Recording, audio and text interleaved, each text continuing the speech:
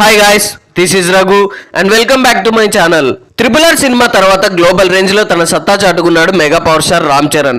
చాలా గ్యాప్ తర్వాత తమిళ డైరెక్టర్ శంకర్ దర్శకత్వంలో పొలిటికల్ యాక్షన్ డ్రామాగా గేమ్ చేంజర్ ని పాన్ ఇండియా రేంజ్ లో తెరకెక్కించగా ఈ చిత్రాన్ని నిర్మాత దిల్ రాజు ఎంతో ప్రతిష్టాత్మకంగా 500 కోట్ల భారీ బడ్జెట్ తో శ్రీ వెంకటేశ్వర క్రియేషన్స్ బ్యానర్ పై ఈ చిత్రాన్ని నిర్మించారు. ఈ చిత్రం జనవరి 10న సంక్రాంతి పండుగ కానుకగా ప్రపంచవ్యాప్తంగా పాన్ ఇండియా రేంజ్ లో భారీ అంచనాల నడుమ గ్రాండ్ గా విడుదలైంది. సంక్రాంతి సీజన్ కావడంతో ఈ సినిమాకు పోటీగా బాలయ్య నటించిన డాకు మహారాజ్, అలాగే వెంకటేష్ నటించిన సంక్రాంతికి వస్తున్నాం వంటి సినిమాలు విడుదలయ్యాయి.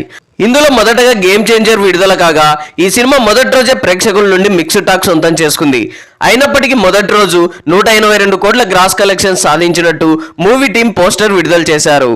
మొదటి రోజు సాధించిన వసూళ్లకు గాను టాప్ 5 బెస్ట్ ఓపెనింగ్ సినిమా జాబితాలో రికార్డ్స్ క్రియేట్ చేసింది. ఇక మొదటి రోజే సినిమాలో కథనం వీక్ గా ఉన్నాయని, డైరెక్టర్ శంకర్ డైరెక్షన్ బాగోలేదని సోషల్ మీడియాలో నెగిటివ్ రివ్యూస్ పడ్డాయి. ఆ తర్వాత రెండో రోజు నుండి కలెక్షన్స్ చాలా వరకు డ్రాప్ అయ్యాయి. దాని తర్వాత డాకు మహారాజ్, సంక్రాంతికి వస్తున్నాం వంటి సినిమాలు మంచి ప్రేక్షకాదరణ లభించడంతో జనాలు ఈ రెండు సినిమాల వైపు పరుగులు తీశారు. ఆల్మోస్ట్ బ్రేక్ ఈవెన్ సాధించి లాభాల దిశగా దూసుకెళ్తున్నాయి ఈ రెండు చిత్రాలు.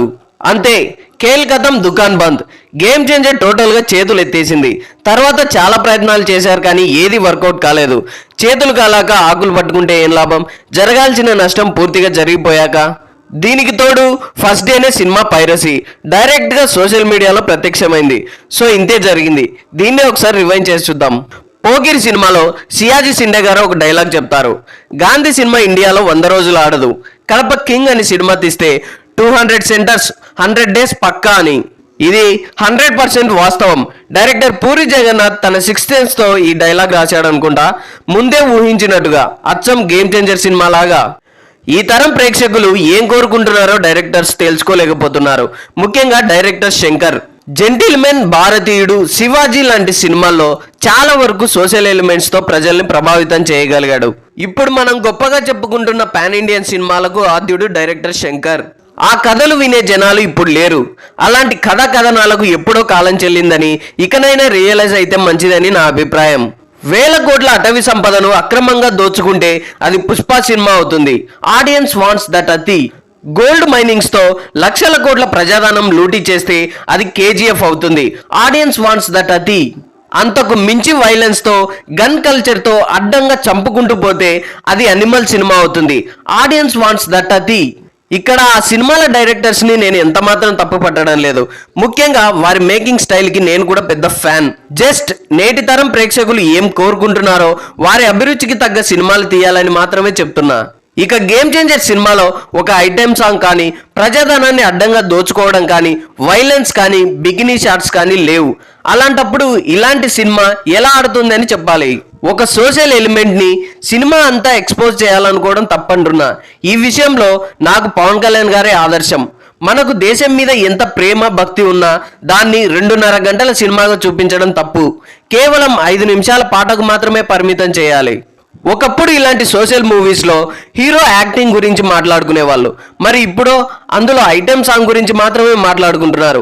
కాబట్టి ఈ అవుట్డేటెడ్ స్టోరీస్ కి ఇకనైనా ఫుల్ స్టాప్ పెట్టి ప్రేక్షకుల అభిరుచికి తగ్గ కథలు రాయండి సార్. మీరు ఎంత చేసినా బూడిదలో పోసిన పన్నీరే అని మాత్రం చెప్పగలను. ఇకపోతే Ram Charan game changer flop అవడానికి గల కారణాలు చాలానే ఉన్నాయి. అందులో మొదటగా గేమ్ చేంజర్ అండ్ సంక్రాంతికి వస్తున్నాం ఈ రెండు సినిమాలకు ఒక్కరే నిర్మాత. అయినప్పటికీ ప్రమోషన్స్ విషయంలో గేమ్ చేంజర్ ని చాలా వరకు వెనక్కి నెట్టేశారు. ఆ సినిమాకి జరిగిన ప్రమోషన్స్ లో అట్లీస్ట్ 20% ఈ సినిమాకి జరిగిన సినిమా హిట్ అయి ఉండేది. ఇంత నష్టం జరిగి ఉండేది కాదని నా అభిప్రాయం. ఇక second point, director Shankar and Kamal Haasan కాంబోలో Indian కి సీక్వెల్ గా ఇండియన్ 2 సినిమాని తెరకెక్కించారు. ఈ సినిమా కూడా సోషల్ ఇష్యూని మరోసారి నెత్తిన మోసుకొచ్చారు. ఫైనల్ గా ఈ సినిమా ఫ్లాప్. ఇది కూడా ప్రేక్షకులు అంతగా తీసుకోలేకపోయారు. ఈ సినిమా ఉండడం వల్ల గేమ్ చేంజర్ షూటింగ్ ఆలస్యం అవుతూ వచ్చింది. ఇండియన్ 2 మూవీ కన్నా ముందే ఈ చిత్రం విడుదలై ఉంటే సినిమా పెద్ద హిట్ అయ్యేది. ఒక విధంగా ఇండియన్ 2 ఫ్లాప్ కారణంగా ప్రేక్షకుల్లో గేమ్ చేంజర్ పై చాలా వరకు అంచనాలు తగ్గిపోయాయనే చెప్పాలి. ఈ సినిమాకి 500 కోట్లు ఎందుకు పెట్టారో నాకు ఇప్పటికీ అర్థం కాలేదు. ఇందులో భారీ VFX లేవు. ఎందుకంటే ఇది ఒక సూపర్ హీరో ఫిలిం కాదు, హిస్టారికల్ ఫిలిం అంతకన్నా కాదు. మరి ఎందుకు ఇంత భారీ బడ్జెట్ పెట్టారో తెలియదు, కానీ బడ్జెట్ పేరు చెప్పి ప్రీ రిలీజ్ బిజినెస్ను బాగా క్యాష్ చేసుకున్నారని చెప్పాలి. ఒక విధంగా బ్రేక్ ఈవెన్ కాకపోవడానికి ఇది కూడా ఒక కారణమే. ఇక టికెట్ రేట్ల విషయం, ఇది ఎప్పటి నుండో ఇండస్ట్రీని కుదిపేస్తున్న విషయం. బడ్జెట్, క్వాలిటీ, పాన్ ఇండియా పేరు చెప్పి భారీ స్థాయిలో టికెట్ రేట్లను స్వేచ్ఛగా పెంచుకున్నారు. దాంతో మిడిల్ క్లాస్ ప్రేక్షకులు ఈ సినిమా వైపు చూడలేదు. దీనికి తోడుగా మొదటి రోజే మిక్స్డ్ టాక్ అందుకోవడంతో ఇంత ఖర్చు పెట్టి బాగోలేని సినిమాకి ఏం వెళ్ళాలని మొహం చాటేశారు. అది కూడా ఈ సినిమా ఫ్లాప్ కావడానికి ఒక కారణమనే చెప్పాలి. ఇక మొదటి రోజే మిక్స్డ్ టాక్ తెచ్చుకున్న ఈ సినిమా డే 1 182 కోట్ల కలెక్షన్ సాధించిందంటూ మూవీ మేకర్స్ ఓ పోస్టర్ వదిలారు. ఆల్రెడీ ఈ సినిమా గురించి రివ్యూస్ అండ్ అలాగే యాంటీ ఫ్యాన్స్ ఎంత కావాలో అంత నెగిటివ్ స్ప్రెడ్ చేసేశారు. దీనికి తోడుగా 182 కోట్ల కలెక్షన్స్ అంతా ఫేక్ అని ఇంకో బాంబ్ పేల్చారు. అగ్నికి ఆజ్యం తోడన్నట్టు సోషల్ మీడియాలో ఈ ఇష్యూ మీద డిబేట్స్ పెట్టి మరీ చర్చించుకున్నారు. దీనిని మూవీ టీం సోషల్ మీడియాలో కానీ ప్రెస్ మీట్లో కానీ దీన్ని ఖండించలేదు. ఇక హిట్ అండ్ ఫ్లాప్ విషయం పక్కన పెడితే కలెక్షన్స్ డ్రాప్ కావడానికి చాలా వరకు దోహదపడిందనే చెప్పాలి. ఇక నెక్స్ట్, సోషల్ మీడియాని కరెక్ట్గా హ్యాండిల్ చేయలేకపోయారు. టోటల్గా పిఆర్ టీం ఫెయిల్ అయిందనే చెప్పాలి. ఏ ఇష్యూని కూడా ప్రజల్లోకి తీసుకెళ్లలేకపోయారు. ఏకంగా విడుదలైన మొదటి రోజే ఇదంతా చాలదన్నట్టు పైరసీ కాపీ నెట్టింట్లో చక్కర్లు కొట్టింది. ఈ విషయాన్ని కూడా గాలికి వదిలేశారు. జరగాల్సిన నష్టం అంతా జరిగాక ఈ ఇష్యూని సైబర్ క్రైమ్కి తీసుకెళ్లారు. దీంతో కూడా ఏం లాభం లేదు. జరగాల్సిన నష్టం జరిగిపోయింది. ఈ విషయంలో టోటల్గా చేతులు ఎత్తేశారనే చెప్పాలి. ఇక నెక్స్ట్ పోటీలో ఉన్న డాకు మహారాజ్ అలాగే సంక్రాంతికి వస్తున్న సినిమాలు కూడా రిలీజ్ అయ్యి పాజిటివ్ టాక్ తెచ్చుకోవడంతో గేమ్ చేంజర్ పై మరింత ప్రభావం చూపించిందనే చెప్పాలి. అటు కలెక్షన్ల పరంగా చాలా వరకు డ్రాప్ అయ్యింది. ఎస్పెషల్గా సంక్రాంతికి వస్తున్న సినిమాకి ఫ్యామిలీ ఆడియన్స్ ప్రభంజనంలాగా ఎగబడి చూశారు, ఇంకా చూస్తూనే ఉన్నారు.